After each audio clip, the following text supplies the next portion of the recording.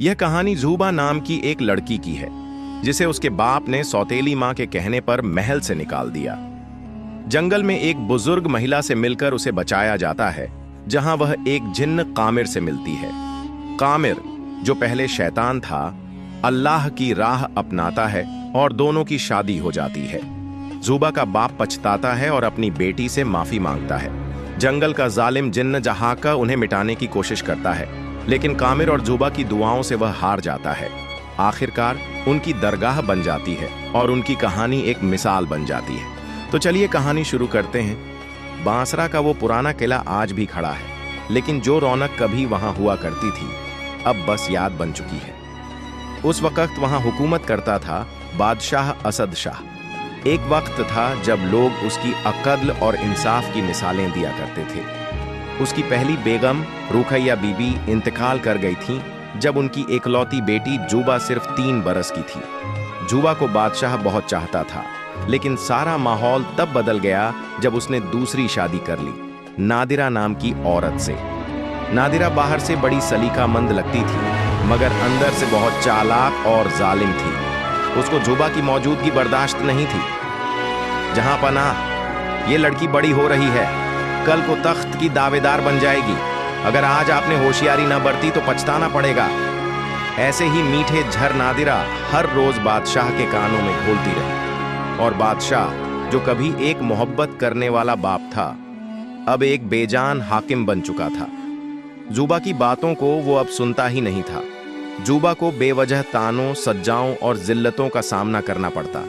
कभी खाने में नमक कम हो तो मार पड़ती, कभी बस देर से उठने पर बाग की सफाई का हुक्म दिया जाता। नादिरा हर रोज उसके दिल को तोड़ती और बादशाह खामोश तमाशा देखता। फिर एक रोज नादिरा ने हद ही कर दी। इस लड़की ने मेरी तिजोरी से जेवरात चुराए हैं। ज़ूबा हक्की बक्की रह गई। अब्बू जान, खुदा की कसम मैंने कुछ नहीं किया। लेकिन बादशाह ने उसकी आंखों में नहीं देखा, सिर्फ एक हुक्म दिया, इस लड़की को आज ही महल से निकाल दो और फिर कभी इसे इस चौखट पे मत देखना। वो रात जिंदगी की सबसे ठंडी रात थी। एक नाजों में पली लड़की, जिसके पांव कभी मिट्टी से ना छुए थे, अब नंगे पांव शहर की गलियों में भटक रही थी। न कोई आसरा, न कोई पहचान। उसने पीछे मुड़कर नहीं देखा। दिल में बस एक ही सवाल था, क्या हर बेटी के लिए बाप का दिल इतना सख्त होता है? ज़ूबा महल से निकली तो पैरों के नीचे की जमीन जैसे खिंच गई हो। जिस शहर को उसने हमेशा अपने आंगन जैसा जाना था, वो अब अजनबी लगने लगा। चेहरे पर धूल थी, आंखों में आंसू और दिल में बस एक ही सवाल, अब कहां जाऊं? शाम का वक्त था। बाजार के लोग अपने अपने घरों को लौट रहे थे, लेकिन ज़ूबा, वो तो जैसे बेघर हो चुकी थी। किसी ने उसके कपड़े देखे, किसी ने उसकी हालत, लेकिन किसी ने कुछ पूछा नहीं। हकीकत यही थी कि लोग गिरते हुए को देखते हैं, थामते नहीं। उस रात ज़ूबा ने एक मस्जिद के सहन में पनाह ली। ठंडी जमीन पर सोते हुए उसे मां की याद आई। अम्मी होती तो क्या ये सब होने देती? सुबह होते ही वो फिर निकल पड़ी। शहर पीछे छूटता गया और कदम कदम पर अकेलापन बढ़ता गया। उसे नहीं पता था वो जा कहां रही है, लेकिन उसे मालूम था कि अब वापसी का कोई रास्ता नहीं। कई दिन ऐसे ही सफर में गुजर गए। भूख की हालत में दरख्तों के पत्ते, जामुन और कभी कभी किसी बस्ती से बचा कुचा खाना मिल जाता। लोग उसे देखकर हैरान होते, इतनी खूबसूरत लड़की जंगल की तरफ अकेली जा रही है। मगर ज़ूबा का चेहरा ऐसा नहीं था जो सवालों के जवाब दे। एक दिन सफर करते करते वो एक घने जंगल के किनारे पहुंची। आसमान में काले बादल थे और हवाओं में अजीब सी खामोशी। जंगल के अंदर जाने से पहले उसने आखिरी बार पीछे देखा। कोई नहीं था। जैसे ही वो जंगल में दाखिल हुई, कुछ ही दूर चलने के बाद उसे एक छोटी सी झोपड़ी नजर आई। झोपड़ी बहुत पुरानी थी, छत टपक रही थी और दीवारें काई से हरी थीं। लेकिन वहां धुएं का गुब्बार था, यानी कोई जिंदा था। ज़ूबा ने डरते डरते दरवाजा खटखटाया। अंदर से एक कांपती हुई आवाज आई, कौन है? मैं मुसाफिर हूं, एक बेसहारा लड़की। दरवाजा खुला। एक बूढ़ी औरत सामने खड़ी थी, सफेद बाल, झुकी कमर, लेकिन आंखों में अजीब सी तेजी। अंदर आ जाओ बेटी, उसने कहा, मगर याद रखो ये जंगल आम नहीं है और तुम जैसी जवान लड़कियां यहां ज्यादा देर महफूज नहीं रहती। जूबा कुछ समझी, कुछ नहीं, मगर वो जानती थी अब उसके पास कोई और ठिकाना नहीं। ठंडक महसूस हुई, कमरे में रोशनी कम थी, कोनों में धुआं लहराता फिर रहा था और एक मिट्टी का चूल्हा धीरे धीरे जल रहा था। बूढ़ी अम्मा ने एक फटा हुआ गिलाफ जमीन पर बिछाया और इशारे से बैठने को कहा। नाम क्या है बेटी? जूबा। बूढ़ी अम्मा ने उसका चेहरा गौर से देखा, फिर एक लंबा सांस लिया। तू बहुत दूर से आई है और बहुत कुछ झेल के आई है। मैं तेरी आंखों में वो दर्द देख सकती हूं जो जबान कह नहीं सकती। जूबा की आंखें भर आईं। मैंने किसी का कुछ नहीं बिगाड़ा था अम्मा, बस अपनी माँ की यादें और अल्लाह का नाम लिए चलती रही। ना मेरा कोई है ना कहीं ठिकाना। अम्मा ने उसका हाथ थामा। अब तू यहाँ है, मगर सुन, ये जंगल आम जंगल नहीं है। यहाँ एक कानून है, एक रिवाज। इस इलाके का बादशाह बहुत जालिम है, औरतों का दुश्मन, खासकर जवान लड़कियों का। उसकी निगाहें हर जगह हैं। कोई लड़की अगर इस जंगल के अंदर अकेली नजर आ जाए तो उसे उठा लिया जाता है और फिर वो कभी वापस नहीं आती। जूबा सिहर गई। तो क्या मैं भी? नहीं, अम्मा ने उसकी बात काटी। जब तक मैं जिंदा हूं तुझे कुछ नहीं होगा। मैं जानती हूं कौन क्या है और कैसे बचाना है। अम्मा ने एक तावीज निकाला और झूपा के गले में पहनाते हुए कहा, यह तावीज तुझे नजर से बचाएगा, लेकिन याद रखना, तू जहां है वहां हर कदम संभाल कर रखना। रात को झोपड़ी से बाहर मत निकलना और किसी अजनबी आवाज पर कान मत देना। जूबा सर झुकाए सुनती रही। उसी रात जब जंगल पर सन्नाटा छाया हुआ था और झोपड़ी की दीवारें हवाओं से कांप रही थीं, जूबा की आंखें बंद थीं, मगर दिल बेचैन। वो नहीं जानती थी कि इसी जंगल की गहराइयों में कोई है जो उसे देख रहा है, जो उसी दिन से उसकी राह देख रहा है जब उसने इस जंगल में पहला कदम रखा था। एक जिन्न जो इंसानों की दुनिया से दूर लेकिन उनके करीब रहता है, और उसे जूबा से मोहब्बत हो गई थी। जंगल की वो रात भी अजीब थी। आसमान पर ना चांद था ना तारे, जैसे सब कुछ किसी की नजर से छुपा दिया गया हो। झोपड़ी के अंदर जूबा उनींदी आंखों से करवटें बदल रही थी। बाहर की हवाएं जैसे कुछ कह रही थीं, मगर समझ नहीं आ रहा था क्या। अचानक उसे लगा जैसे कोई झरोखे के पास खड़ा है। दिल जोर जोर से धड़कने लगा। उसने धीरे से उठकर झरोखे की तरफ देखा, लेकिन वहां कुछ नहीं था, सिर्फ हवा थी और अंधेरा। मगर जूबा को महसूस हुआ जैसे कोई है, कोई जो छुपकर देख रहा है। दूसरी तरफ उसी जंगल की एक सूनी घाटी में एक जिन्न खड़ा था। उसका नाम था कामिर। वह कोई आम जिन्न नहीं था। वो सदियों से इस जंगल का निगहबान था, लेकिन इंसानी दुनिया से दूर ही रहता था। पर जब उसने जूबा को जंगल में दाखिल होते देखा था, कुछ उसके अंदर टूट गया था और कुछ बन भी गया था। कौन है ये लड़की? कामिर ने खुद से कहा।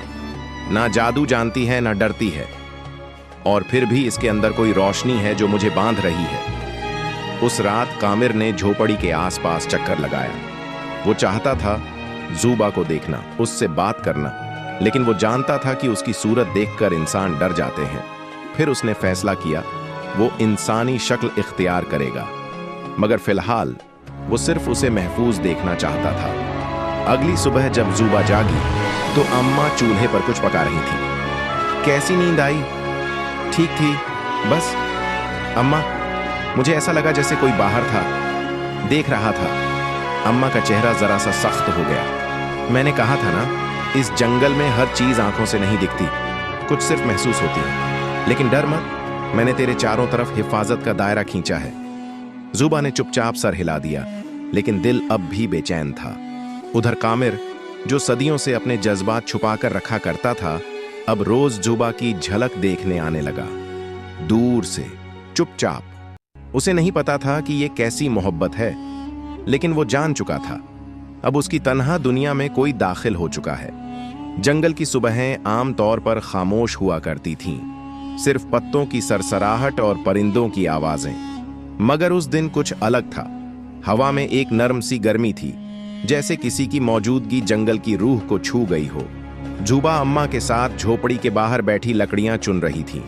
उसकी आंखें थकी हुई थीं, मगर अंदर कुछ जाग रहा था।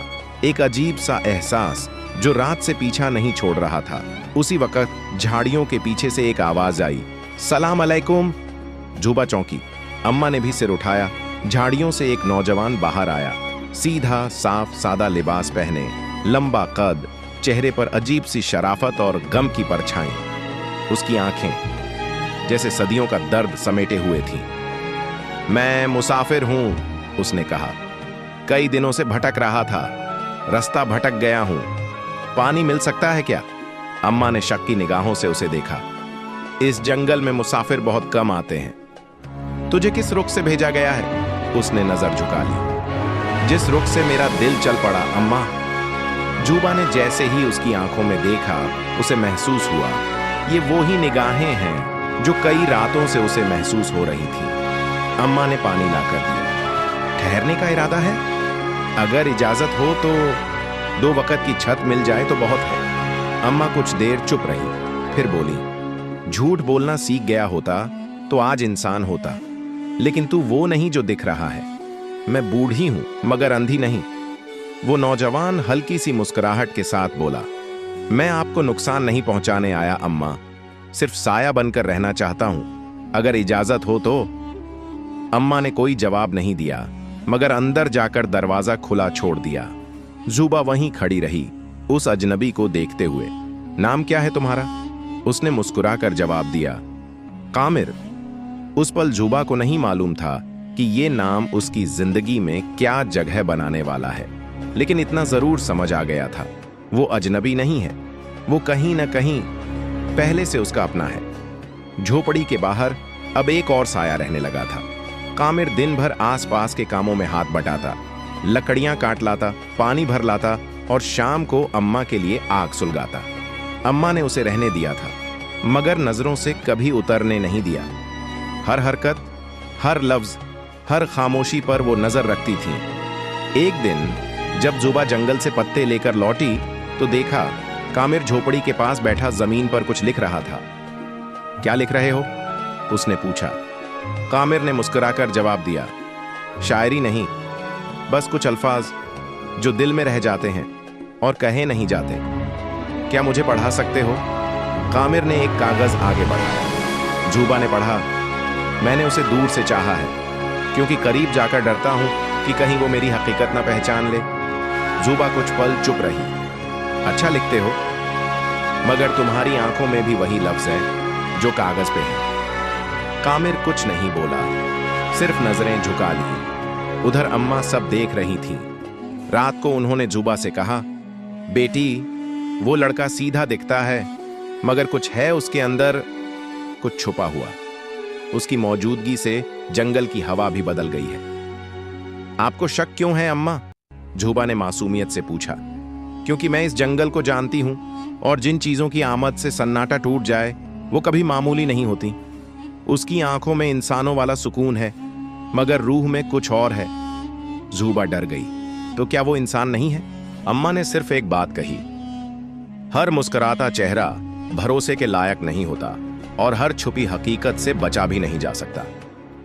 उधर कामिर रात के सन्नाटे में अकेले खड़ा आसमान देख रहा था। या अल्लाह, उसने सर झुकाकर कहा, अगर मोहब्बत की इजाजत नहीं है तो कम से कम उसकी हिफाजत की ताकत तो दे दे। कामिर जानता था वो जो चाह रहा है वो उसके नसीब में शायद नहीं है, मगर वो भी जानता था वो अब लौट भी नहीं सकता। जुबा को अब कुछ कुछ अजीब महसूस होने लगा था। कामिर की बातें, उसकी मौजूदगी और सबसे ज्यादा उसका अचानक गायब हो जाना और फिर अचानक सामने आ जाना, ये सब कुछ दिल को उलझाने लगा था। एक सुबह जब वो जंगल की गीली जमीन पर पत्ते चुन रही थी, उसने देखा जमीन पर कामिर के कदमों के निशान नहीं थे। वो चौंकी। पास जाकर दोबारा देखा, मिट्टी गीली थी, उसके अपने कदमों के निशान साफ थे, मगर कामिर जो कुछ देर पहले यहीं से गुजरा था उसके कोई निशान ही नहीं थे। शाम को उसने अम्मा से पूछा, अम्मा, अगर कोई इंसान हो तो उसके कदमों के निशान मिट्टी में क्यों न बने? अम्मा ने गहरी नजर से देखा।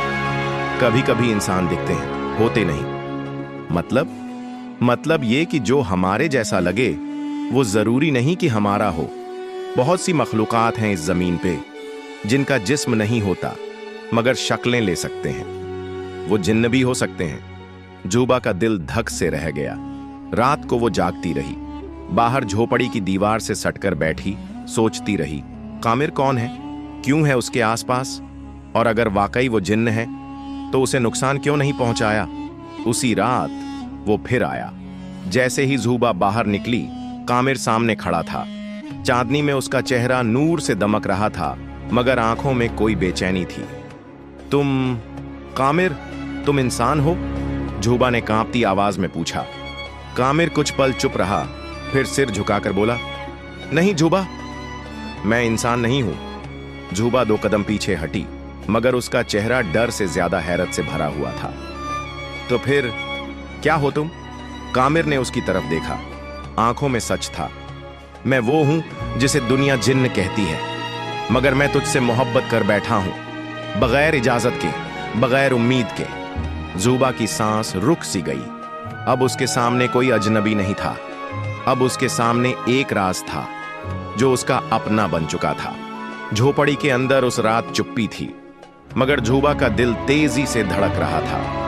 कामिर का इकरार कि वो जिन्न है जैसे उसके जहन में गूंज रहा था बार बार। वो खिड़की से बाहर झांकती रही, मगर जंगल अब और ज्यादा गहरा लगने लगा था।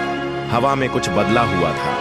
सुबह जब अम्मा ने जूबा का उतरा हुआ चेहरा देखा तो बिना पूछे ही जान गईं, कुछ हो चुका है। बता, क्या बात है? अम्मा ने सीधा सवाल किया। जूबा कुछ देर चुप रही, फिर धीरे से बोली, वो कामिर इंसान नहीं है अम्मा, वो जिन्न है। अम्मा का चेहरा सख्त हो गया। मैं जानती थी, आप जानती थी और आपने बताया नहीं, क्योंकि मैं देखना चाहती थी कि तू खुद कब समझेगी। बेटी, जिन्न मोहब्बत करे तो वो इंसानों जैसी मोहब्बत नहीं होती। उसमें ना हल्की बात होती है, ना हल्का अंजाम। मगर अम्मा, उसने अब तक मुझे कभी नुकसान नहीं पहुंचाया। वो तो मेरी हिफाजत करता रहा है। अम्मा ने गहरी सांस ली। जिन्न 2 तरह के होते हैं, एक वो जो सिर्फ ताकत चाहता है, और दूसरा वो जो रूह से बंध जाता है। अगर कामिर तुझसे वाकई मोहब्बत करता है तो उसे छोड़ना सबसे बड़ा इम्तिहान होगा। जूबा की आंखें भर आईं। मगर मैं अब उसे नजरअंदाज नहीं कर सकती अम्मा। मेरे अंदर कुछ है जो उसे समझने की कोशिश करता है। अम्मा ने माथा पकड़ा। बेटी, मोहब्बत कर लेना आसान है, मगर एक जिन्न से रिश्ता जोड़ना बहुत भारी पड़ सकता है। तुझे नहीं पता इस जंगल में कितनी लड़कियां थीं जो किसी कामिर के जाल में आ गईं और फिर कभी वापस नहीं आईं। वो वैसा नहीं है अम्मा, जूबा ने रोते हुए कहा। अगर होता तो मुझे कब का ले जा चुका होता।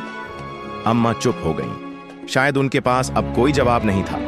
उधर कामिर जंगल की सबसे ऊंची चट्टान पर बैठा आसमान को देख रहा था। मैंने जो चाहा वो मेरा हक नहीं था, और अब जो मिल रहा है वो मेरी कुर्बानी मांगता है। उसने आंखें बंद की और हाथ फैलाकर कहा, या अल्लाह, अगर ये मोहब्बत तेरे हुक्म से है तो मुझे तेरा वली बना दे, ताकि मैं उसे हर शैतानी ताकत से महफूज रख सकूं।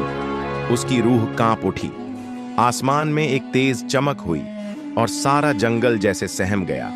उस रात जंगल की फिजा कुछ अलग थी। हवा में एक ठहराव था, जैसे वक्त खुद सांस रोक कर देख रहा हो कि अब क्या होने वाला है। कामिर चट्टान पर बैठा था, आंखें बंद, दिल में एक ही दुआ, या अल्लाह, अगर मेरी मोहब्बत पाकट है तो मुझे तेरी राह दिखा दे।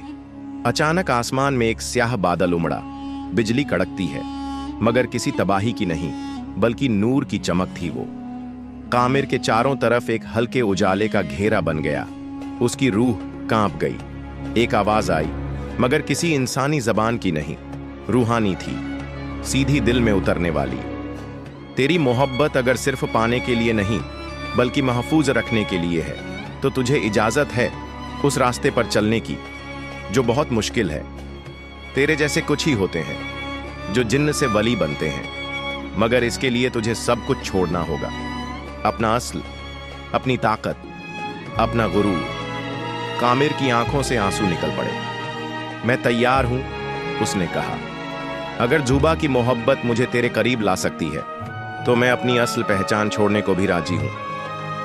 अगली सुबह जब जूबा नींद से जागी तो उसने देखा झोपड़ी के बाहर कामिर सिजदा किए बैठा है। पहली बार उसने उसे यूं नमाज में डूबा देखा। वो धीरे से बाहर आई। कामिर? उसने सिर उठाया। चेहरा वही था, मगर नजरें बदल गई थीं। उनमें अब न कोई दर्द था, न कोई खौफ, सिर्फ सुकून था। क्या हुआ? जुबा ने पूछा। कामिर ने एक लंबी सांस ली और बोला, मुझे रास्ता मिल गया है जुबा। मैं अब सिर्फ एक जिन्न नहीं, अब मैं उस राह पर हूं जहां अल्लाह के वली चलते हैं। मगर यह रास्ता आसान नहीं होगा। मतलब ये कि अब मुझे इम्तिहान देने होंगे, अपनी रूह को पाक बनाना होगा और सबसे पहले अपनी मोहब्बत को साबित करना होगा।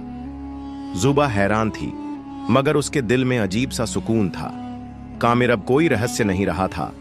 अब वो एक सफर बन गया था जिसके साथ चलना शायद उसकी तकदीर थी। कामिर ने अब नमाज को अपना वक्त बना लिया था और जंगल में जहां कभी सिर्फ सायों की गूंज होती थी, अब वहां दुआओं की सदा गूंजने लगी थी। जुबा उसे देखती तो सोचती, क्या वाकई कोई जिन्न भी अल्लाह का वली बन सकता है? मगर जैसे जैसे कामिर का दिल रोशन हो रहा था, वैसे वैसे अंधेरा भी करवटें लेने लगा था। एक रात जब जुबा झोपड़ी के अंदर थी और अम्मा बाहर दिया जला रही थीं, अचानक जंगल की फिजा भारी हो गई। हवा में एक सर्द लहर दौड़ गई। अम्मा ने चौंक कर इधर उधर देखा। कुछ आ रहा है, कोई पुराना शैतान।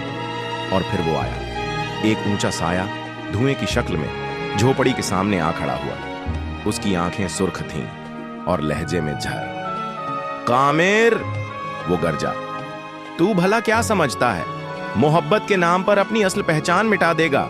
तुझे जिन्हों के खानदान से निकाल दिया जाएगा। हमारी बिरादरी तुझे कभी माफ नहीं करेगी। कामिर चुप खड़ा रहा, लेकिन जमीन से उठते नूर ने उसके इर्द गिर्द एक दायरा बना दिया। मैंने अल्लाह का रास्ता चुना है, वो बोला। अब तेरा डर मुझे नहीं रोक सकता। शैतानी साया हंसा। अच्छा, तो फिर देख, मैं तुझसे नहीं, तेरी मोहब्बत से बदला लूंगा। वो अचानक जुबा की तरफ बढ़ा। जुबा चीख पड़ी, कामिर!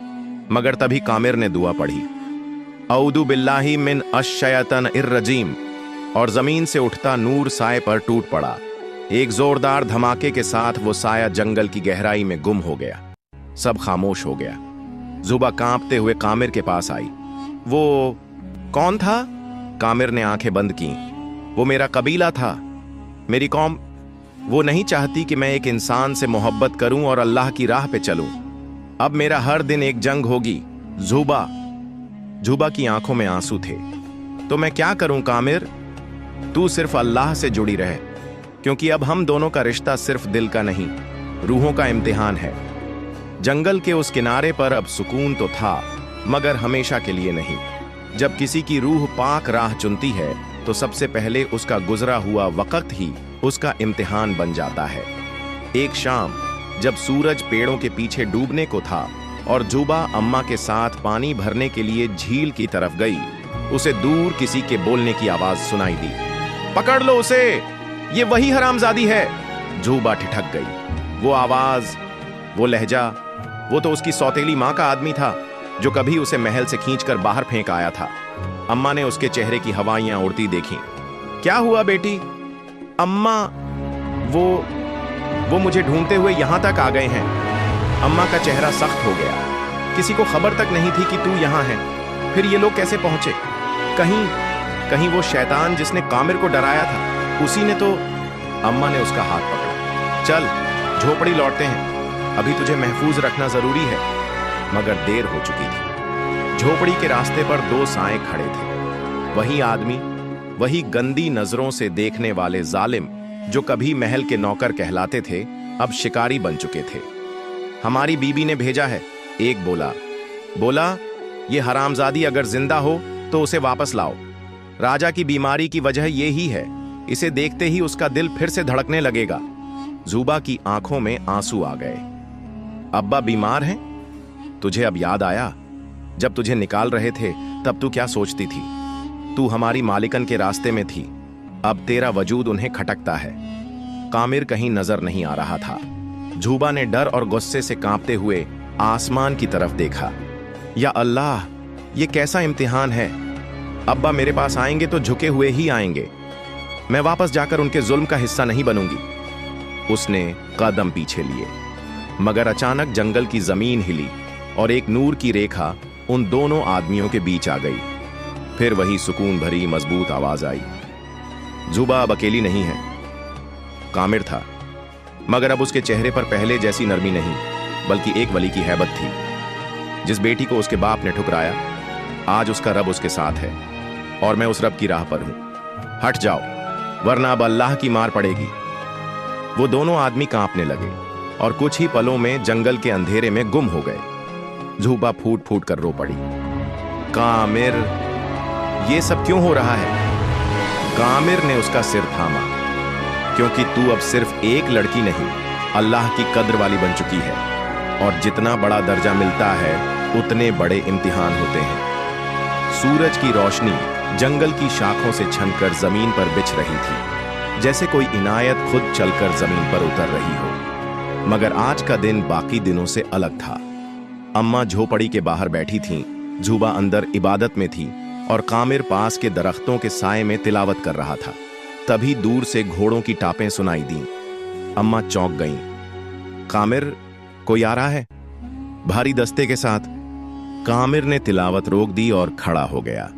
जुबा बाहर निकली तो उसकी आंखें एक साया देखकर ठहर गईं। एक ऊंटा, थका हारा शख्स घोड़े से उतरा।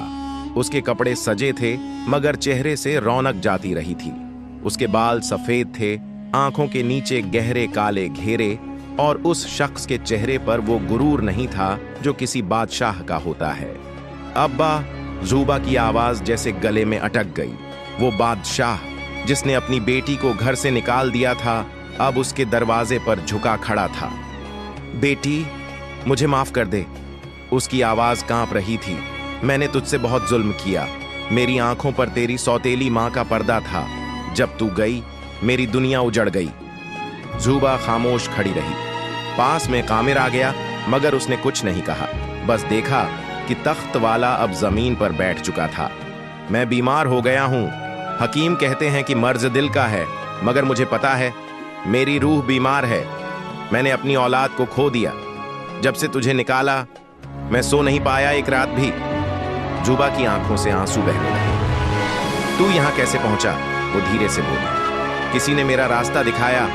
एक बुढ़िया कहती थी, अगर वाकई पछतावा है तो उस जंगल में जा जहां तुझे कभी अपनी औलाद की सिसकियां सुनाई नहीं दी थीं। कामिर ने आगे बढ़कर एक पानी का प्याला दिया। कोई भी ताज तब तक मुकम्मल नहीं होता जब तक उसके नीचे झुकी हुई पेशानी न हो। बादशाह। बादशाह ने कामिर को देखा और जैसे उसकी रूह कांप गई।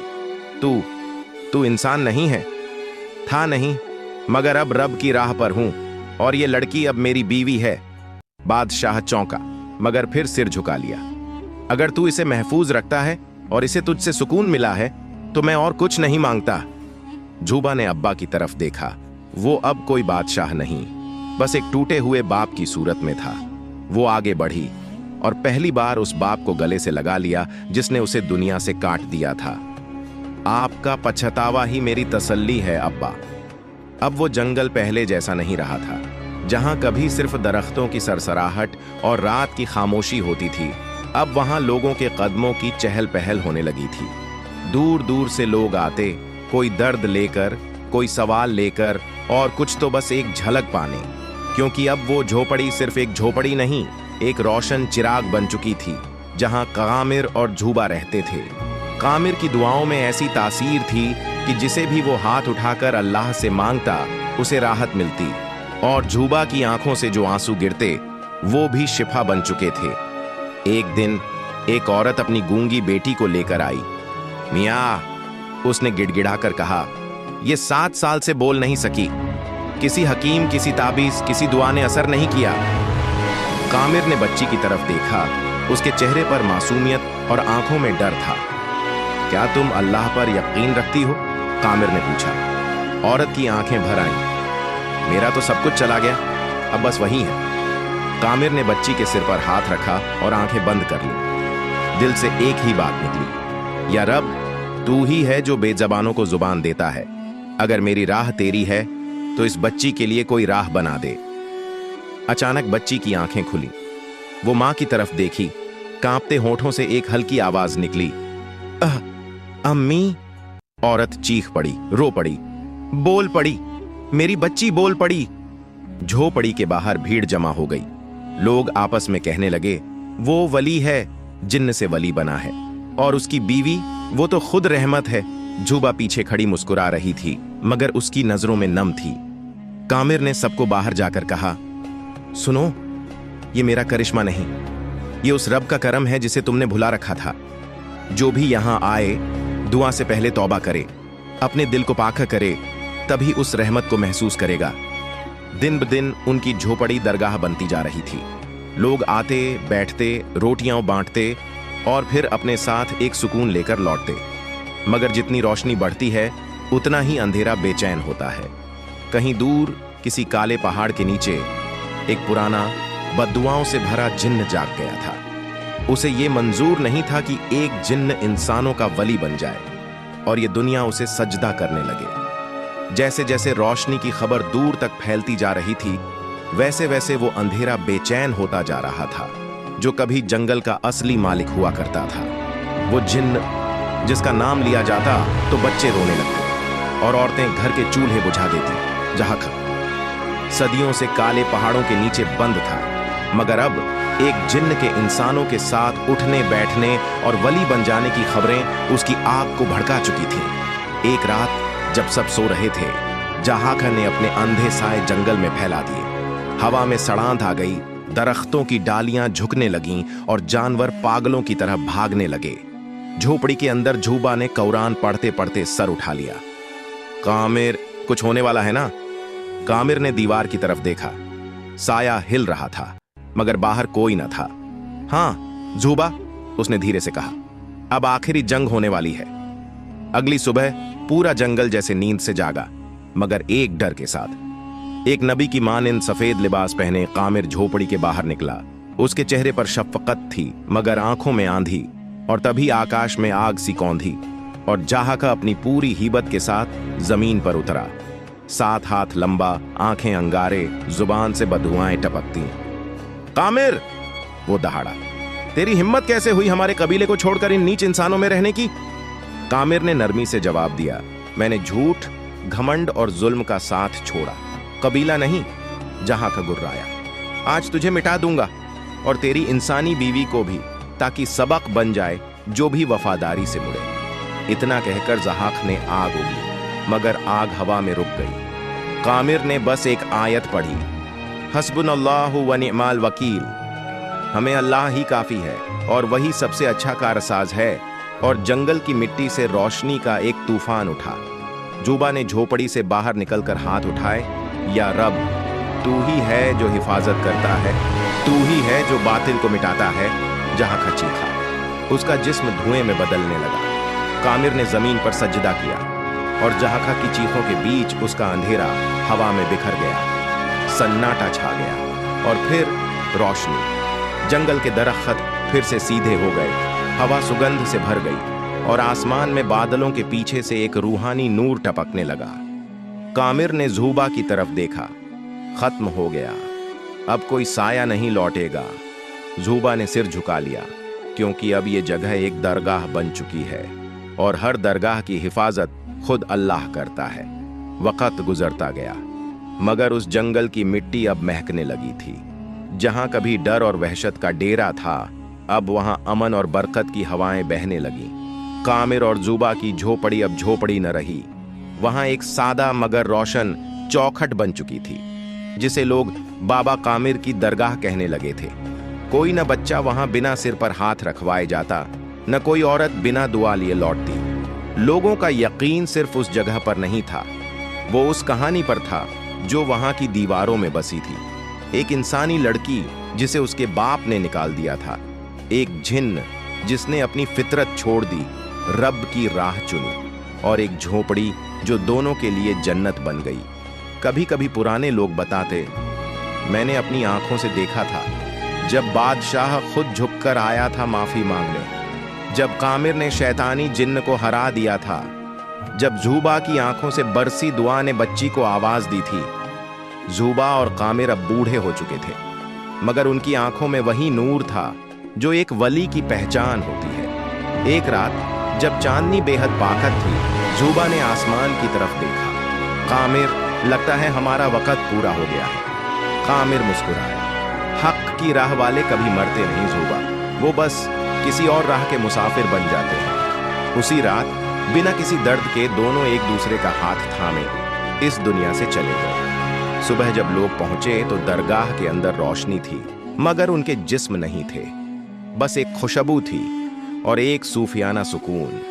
दरगाह के बाहर एक पत्थर पर लफ्ज खुदे मिले। वो जो जंगल में मिली थी और वो जो जिन्न था, दोनों मिलकर इंसानों की रहमत बन गए। अगर आपको यह कहानी दिल से पसंद आई हो तो कृपया इसे अपने दोस्तों के साथ शेयर करें, ताकि यह रोशनी और सुकून औरों तक भी पहुंच सके। इस तरह की और कहानियां पाने के लिए हमारे चैनल को सब्सक्राइब करें, ताकि हम और भी प्रेरणादायक और रूहानी संदेश आपके साथ बांट सकें। हमारी दुआ हमेशा आपके साथ है। आप जहां भी जाएं, अल्लाह की रहमत आपके साथ हो। शुक्रिया और दुआओं के साथ जुड़े रहें।